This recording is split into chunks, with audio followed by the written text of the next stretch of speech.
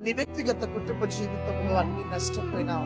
నాన్న వారందరూ కూడా ఒకవేళ నిన్ను విడిచిపెట్టేసి ఒంటరివాడిగా చేసేసిన, ఒకవేళ భయంకరమైన అనారోగ్యాలు, అస్వస్థతలు నీ శరీరంలో ఆవరించి అనేక డాక్టర్స్ దగ్గరికి వెళ్తే డాక్టర్స్ అంటున్నారు ఇక నువ్వు బ్రతకవు అని సర్టిఫై చేసేస్తున్నారు.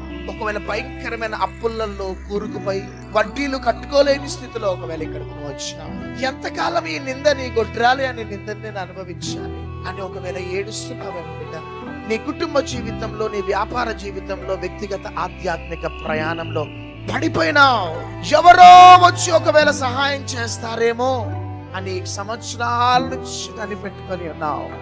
కానీ అందరూ నిన్ను స్వార్థంగా వాడుకుంటున్నారు, కానీ నీకు సహాయం చేసే ఎవరు కూడా లేరేమో.